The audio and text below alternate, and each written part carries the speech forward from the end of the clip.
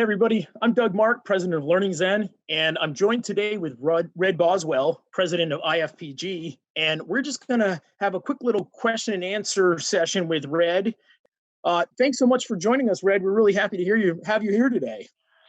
Doug, I'm excited and a little nervous here. We got some questions. I got no prep on these questions, so let's see if I don't know an answer, I promise I'll make something up. How about that? I know you have about 800 members. Can you tell us a little bit about IFPG and how you support franchising? There's so much going on. We got to update our website because that 800 members is now 1,200. Or kicking some tail. So we're our mission is connecting franchise professionals globally. That doesn't say a whole lot. So how do we connect them? Well, we're most known as the world's largest franchise consultant or broker group. We're advisors, coaches, mentors, matchmakers. We help franchisors, 450 plus franchisors, find absolutely awesome buyers that are qualified, interested, and ready to rock and roll. And we help hold their hand through that process. So we've got about 570 or more consultants out there, sort of like real estate agents. We find awesome buyers and we match them with the best opportunities. And then we lead them through that process as the ZOR takes them through their discovery process. We take a back seat, still advising, still hand holding, still comforting, and still holding accountable that they get done. They get deals done. Now, you guys know us because you're a supplier partner with us. You're a vendor to the industry, and we love working with. We've got about 100 suppliers that we work with, helping them get their messages in front of the ZORs and in front of the consultants, with lending, with training, with attorneys and accountants and real estate, you name it. Anybody that's in the franchising industry, we help connect back to our mission, connecting them with their ideal audience. So it's a blast. Every day is different. And Yeah, I get to talk and just change lives around the globe, but primarily North America, of course. That's where franchising is hottest. So yeah. let's roll. So look, I know you've been in franchising for a long time, and I believe you've been on sort of both sides of the coin as well. Can you tell me what's your favorite thing about working in franchising?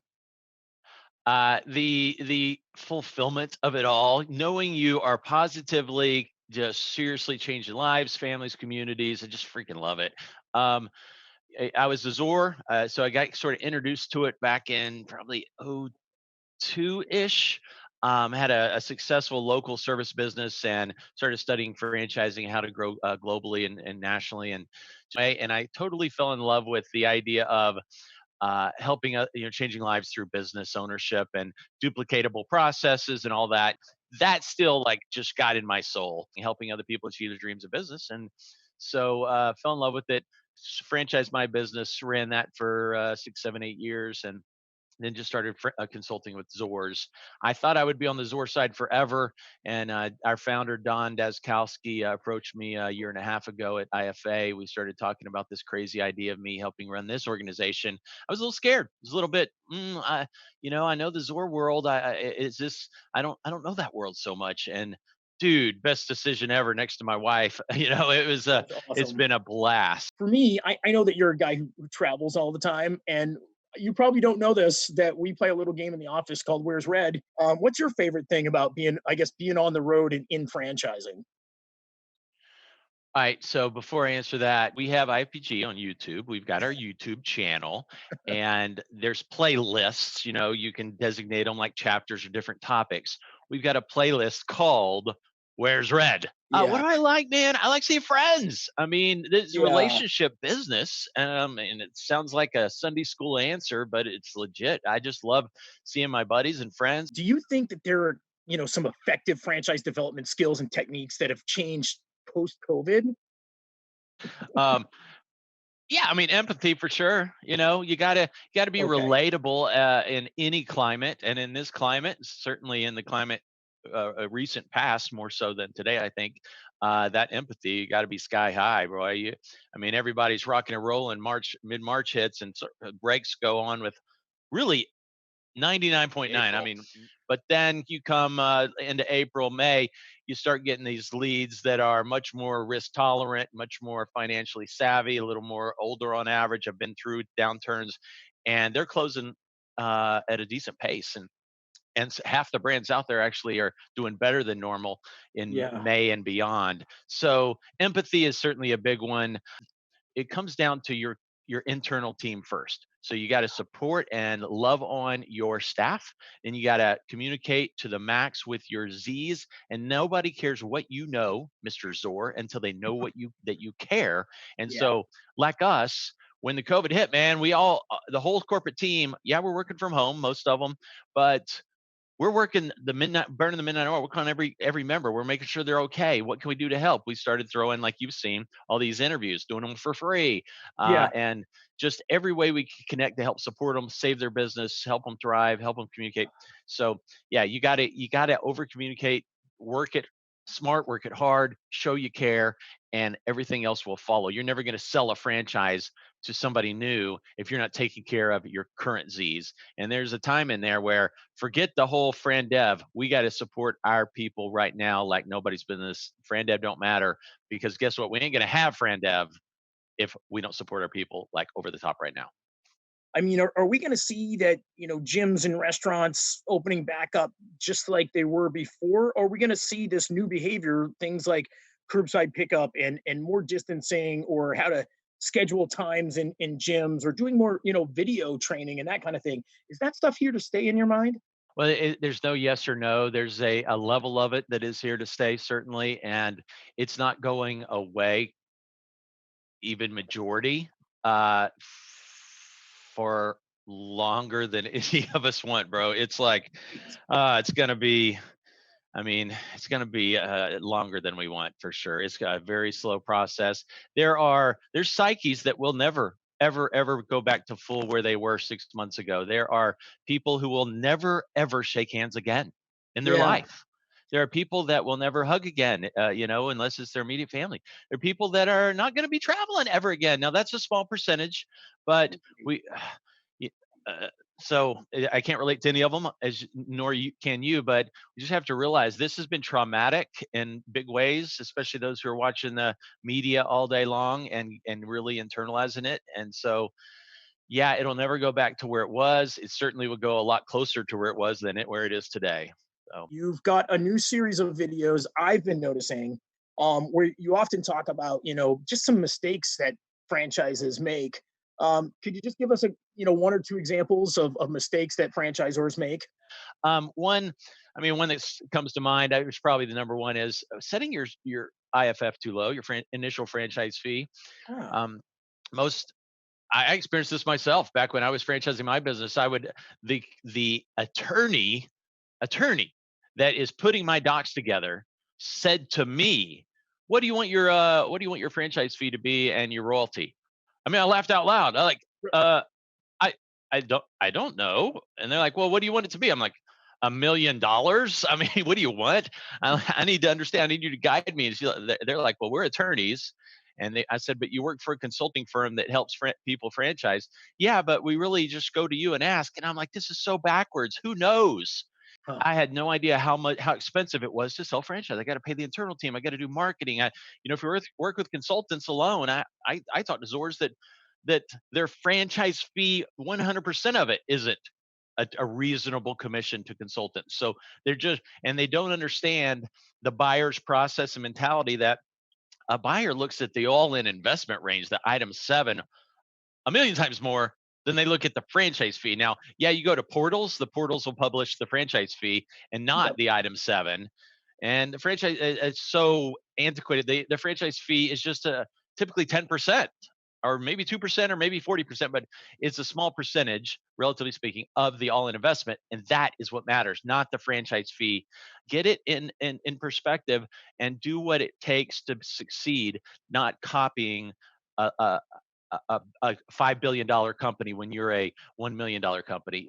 So a mistake I see franchisors make when they're working with consultants, brokers, advisors, matchmakers, etc., is they treat us like a portal.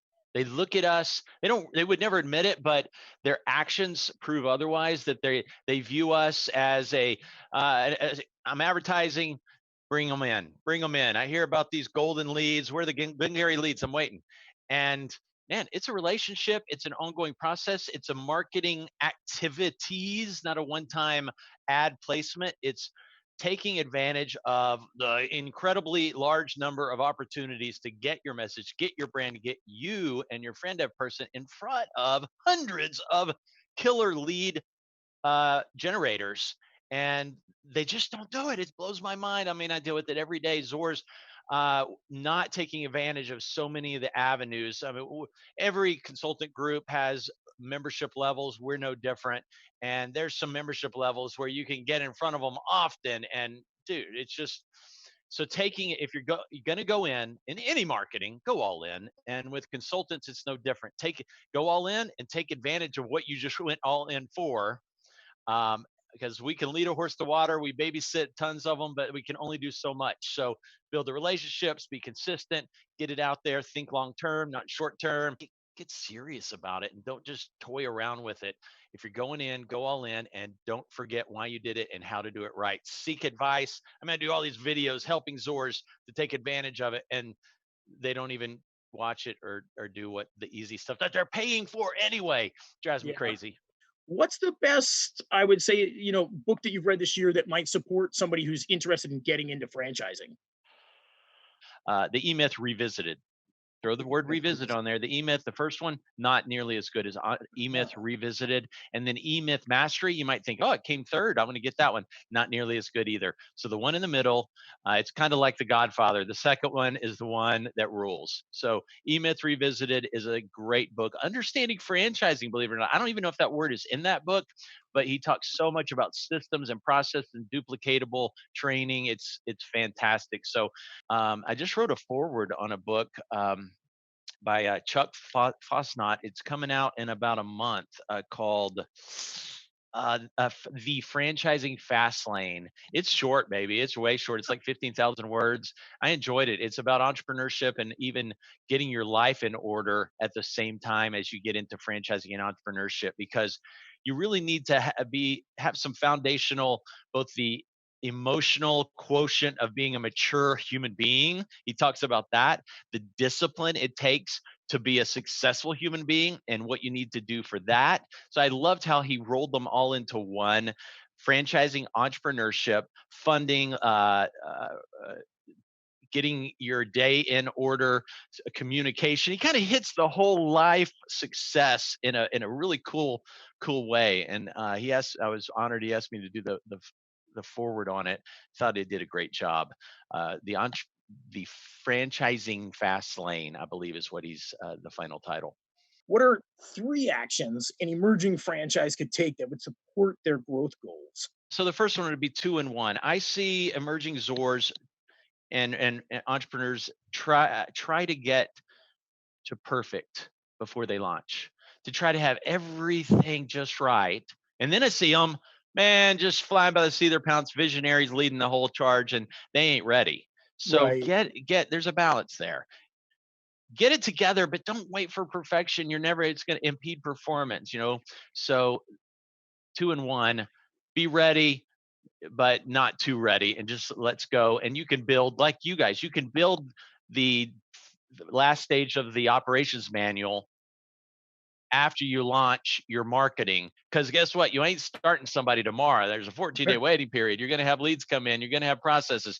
It'll probably be 60 to 160 days before your first C is ready for training. So why are you finalizing every tiny piece of your training when you got 100 days?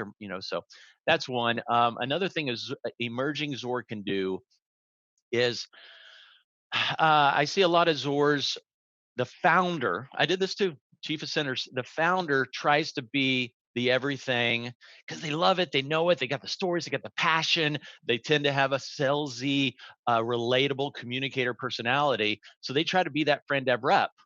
Dude, you got to run a company, you got your old company you're running, hopefully not Yeah. too much, you got your new Zor company, you're building the whole platform, and you try to be the friend dev person too, way too much. You got to get, so that's 2 and 1 as well. The, Yep. the Zor, the founder, should not be the dedicated friend dev person, and dovetail that friend dev person needs to be a friend dev person, not some used car salesman or your buddy next door or your daughter who doesn't know, or son or whatever from franchising from Shinola. And so get somebody that knows their stuff and pay a little more for it or a lot more for it sometimes. Somebody that knows franchise development and marketing, maybe put it together. Yep. Put together a creative package. I'm blown away. I have fun creating pay plans. I'm blown away by how many just like, okay, well, I'm going to pay them this and maybe a commission of that. Well, okay, what about a draw? Maybe a carrot out there with a big bonus. Maybe you get them some extra benefits. Speak to their love language of what's important to them. You can work home as long as we have accountabilities in place. I mean, really work with them to put together something that works. You want somebody good? Man, put something together that will get somebody good. Heck, you got somebody you want to hire? Man, maybe ask them what kind of structure would Yeah. you see putting together, and hell, let them put it together. Let them put it together. Let I the mean, candidate do it. you can say no, it's your ultimate decision, but see what matters to them. They may come up with a way better, more attractive deal than you would ever imagine yourself doing. So, Oh, yeah. that's a really good one. I like that a lot. And it puts it on them to do the creative process as well. Yeah, it's great. This is a super easy one. You're on the road, you're traveling. What's your favorite go-to meal? And man, there is this bonefish right by the Orlando airport. I just freaking love that bonefish. I don't know. I just go there. I got excited when I was going to Orlando and had some time because I could go to the bonefish. I don't know why. It was good food. Yep. Anything that I can go to that's by the beach, I just dig the beach. I mean, out on the boardwalk. I mean, our conferences in Hollywood, Florida, at the Margaritaville Resort, and there's all that huge long boardwalk in Hollywood where you can just find good, hopefully fresh and not frozen fried, but some good seafood. I'm down for that all day long, and an ice cold beverage. It'll Yep. happen. How important do you feel that, quality training is to the success of a franchise brand? Back to a little bit of my fault as a Zor, I felt so convicted that of training, and so I hired a full-time Fran Dev guy. But when I brought in my Z's for 5 full days of training, I did 80% of it myself. Wow. Founder of the organization, still running a local multi-million dollar, uh, the model that we based it all on. I did 80% of the trade. So it was super critical to the success of the franchisees. I mean, heck, what they pay you for, it ain't just the IT or the Right. IP. It's teach me. And I wanted to infuse the culture in them through that training, them to really dig into the passion of why we do this, how we do it, and experience it. Yeah, it was so important to just be able to get it in their psyche and create the culture, because I had 5 days truly to infuse that culture into them.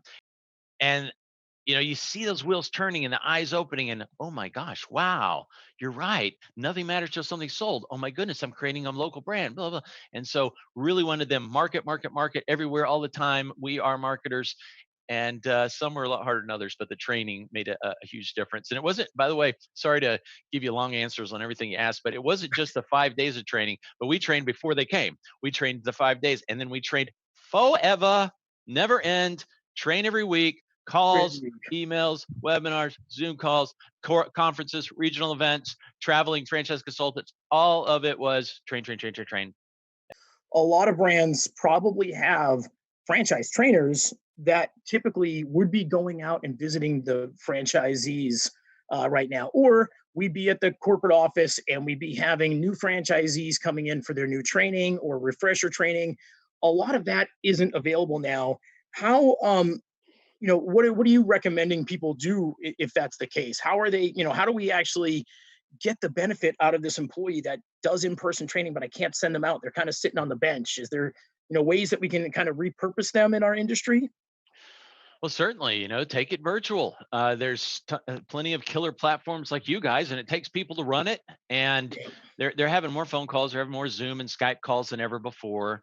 They're learning to, and many times they're learning that they can be more successful and more impactful by not having to fly 4 hours here and then 4 hours there, and you got the jet lag, and you just wasted 2 of your 5 days of the week because of all that. So, virtual discovery days, bro.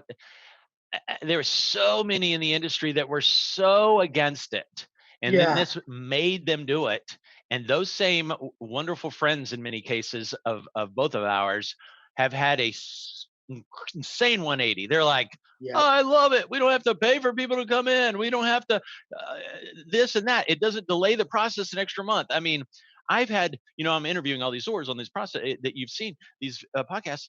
I'm blown away too that, I mean, it's like 9 out of 10 are like, yeah, we're closing the same percentage we always awarded. We're being just as stringent. But instead of a 98-day process, we're having a 81-day process on average, because we don't have to book a flight and we don't have to wait for Johnny not to have soccer on a Saturday and all these things that were getting in the way. And then now the spouse can be involved, because before maybe the spouse couldn't because of the kids. And Yep. it's just been really surprising. And I honestly don't know why they're closing just as many, or in some cases more, because you would think somebody who's willing to fly is already sold and really just going to close, and somebody Right. that doesn't travel, maybe not as sold. It's not happening. People are closing at the same percentage. That's great. But this guy, yeah, it's faster. The price is less. I mean, Yeah. it's super cool. Really, membership at ifpg.org is a good way to get hold of myself, and more importantly, our membership director, who can help suppliers, vendors to the industry. She can help us, of course, folks want to become a consultant, or heck, man, 80% of our consultants, we got 570, they came to us from other groups. We never have pursued a single person from another group. We don't try to take people, but would love to be an additional resource for consultants who maybe want more inventory, maybe want additional training, maybe want additional travel opportunities. They want to be able to make sure they're getting the most on commissions. I mean, there's a lot of reasons why folks will join a second organization and come over to IFPG. Our technology, our territory check tools, our support, our training, all those things. And then lastly, she can help the franchisors out there, whether it's emerging. We're one of maybe none besides us that I know of that love emerging brands. Now we work with the mega billion-dollar conglomerates, but we also get those emerging brands and help them get launched. So many consultant groups will look down on the emerging and say, we're not interested, buddy. I mean, I was emerging. How do you get past emerging? We want to help them do that. So we got something for everyone in franchising. That's why we exist, to connect franchise professionals globally. All right. Well, I just wanted to take a few minutes to thank Red Boswell from IFPG for coming on. Red, we loved having you with us. Thank you so much. Doug, my pleasure, brother. Thank you. Anytime. This is fun. And I'm going to have to get you guys on Franchise Wire Live. We're launching that as we speak. Can't wait to join you on that, Red. Thanks again for the time. Thanks you for my technical assistant, Ken Jordan, and the rest of the team here at Learning Zen. Thanks, everybody. Take care. What's been your best franchising read that you've had this year? Doug, are you on a boat? It feels like it. I'm on a rocking chair, but I spend a lot of time on a boat. Totally side topic. Ken will edit all of this out. Man, my favorite place to be is on a boat. Like staying on a boat, being on a boat, and so that rocking feel, it's like a natural equilibrium for me. I'll try. Well, Ken, you're not allowed to edit that out, Ken. So, what was the question now? So,